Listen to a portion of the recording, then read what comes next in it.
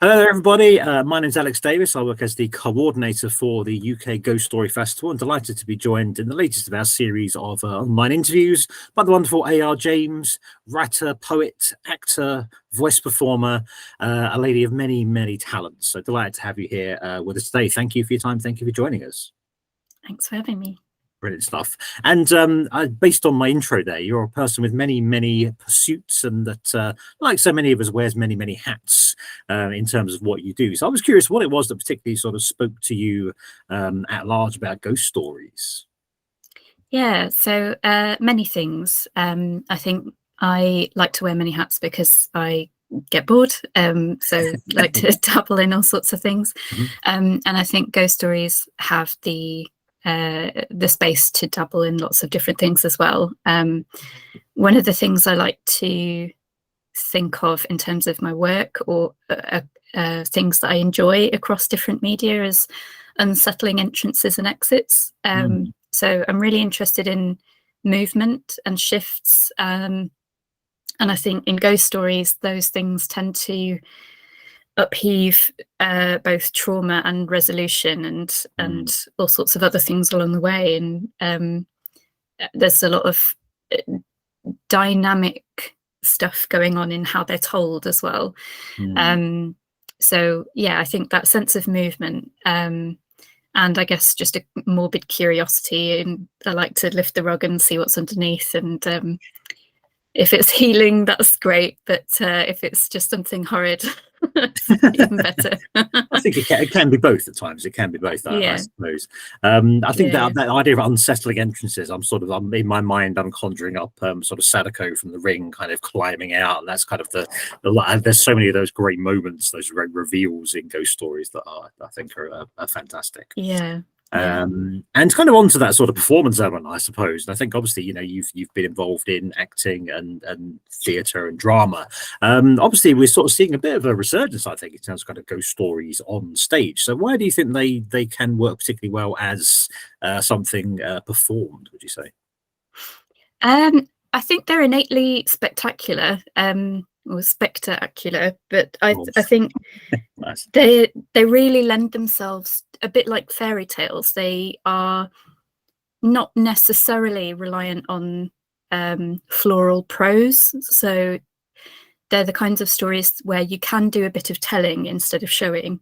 And there are so many different ways you can heighten or enhance a ghost story, and one of them is the element of the person telling it, which is just one of the biggest joys of, for example, M.R. James's stories. There's a friend of a friend of a friend with a very particular vibe and a very particular voice in that. And there are all sorts of things that really enhance them as well, like the sort of the sense of knowing that or recognition that one might get in hearing a ghost story, either being told by a person that they know or about a place that they know. Ghost stories all seem to have really core images that speak to a time and a place, and they have that infusion of that time and place and voice within them. And it's just, there's nothing better than sort of being in a dark room with a torchlit face screaming like, where are my teeth? Or,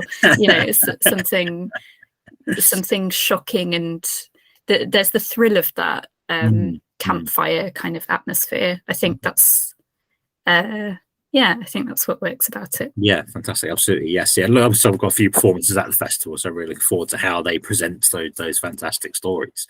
And we were very recently announced that you're going to be our first ever Ghost of Festival present, which is a title that we threw around for a while, of course, and there were many possibilities on this particular table. So I just wanted to talk to you a bit about that one. Obviously, sort of a sort of resident writer position. Effectively, what are you going to be doing over the weekend in that capacity? Mostly sneaking around, listening into everything. So I came once before to the festival, and it was I just had such a blast. So I wanted to be at as much of it as possible. And I think a big part of ghost stories themselves is sharing the experience. So I wanted to do that. by, you know, writing something along the way, tweets or little tidbits about what's coming out in the talks and the workshops and the performances. So sharing little things live, and also writing some kind of creative response, whether that's a poem or a bit of prose, to kind of capture the atmosphere and, I guess, leave a digital ghost of the thing itself, leave a sort of memory of the of the event. Fantastic stuff. I will say I'm so glad that you're doing that, because every event that I ever run, I go to with good intentions to tweet, and I never send one. Absolutely. I look the next day and think, oh yeah, that's what was happening.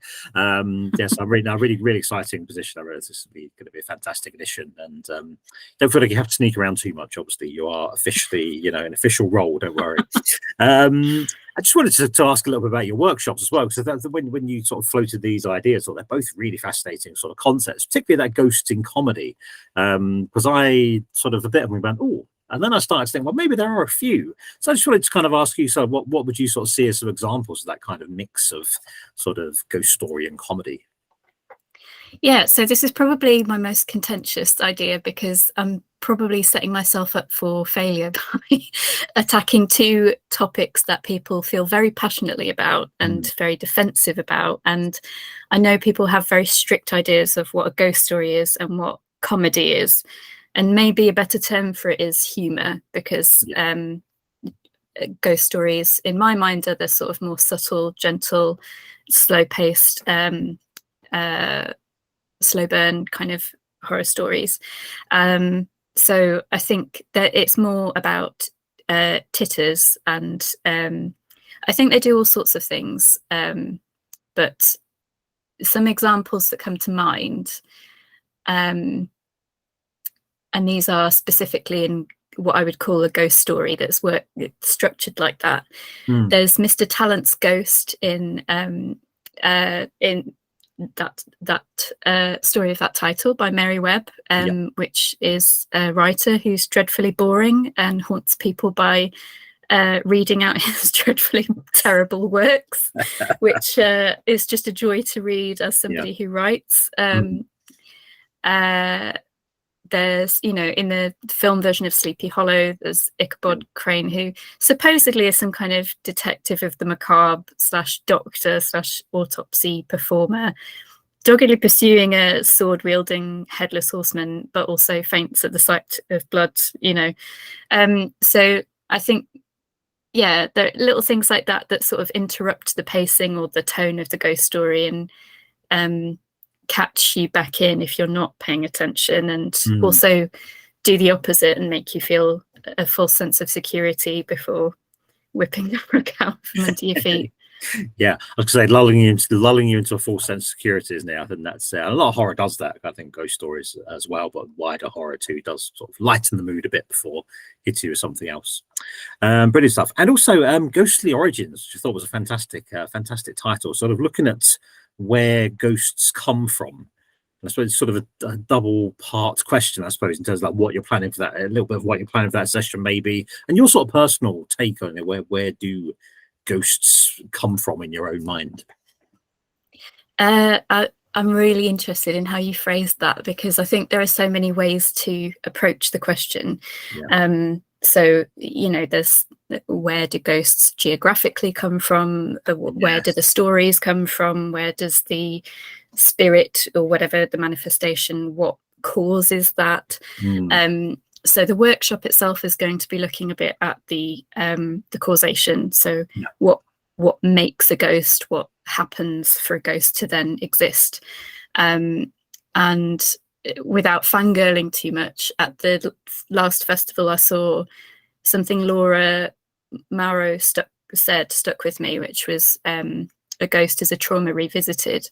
And I think a lot of the origin stories of ghosts can be boiled back down to trauma or some kind of pending resolution, if you want to. So I know trauma can be a loaded term, so an unanswered question, or and sometimes they can be pre-visited traumas, you know, like in The Signalman. So I mean, geographically or spiritually, hell, limbo, yes, yeah. Whatever you want to call the in-betweens, up aboves, down belows. Yeah, so I don't have an answer. I think there's no one answer, but I'm looking forward to exploring that a bit more in the workshop. Yeah, I'm willing to bet you'll get a lot of different takes on that topic as well. Yeah, I think you most certainly will. Brilliant stuff. Thank you so much for that, I really appreciate you joining us today and sharing some of your thoughts there. Looking forward to having you there. Looking forward to having you haunting our halls as our Ghost of Festival present, and very excited to see what your creative response will be. And if anyone's listening, if you're not coming to the festival, you'll be able to see that after the event, so you'll be able to capture a bit more of the flavour of the festival as well. Thank you so much again, and look forward to seeing everyone again soon for our next interview. Thank you very much to A.R. James. Thank you.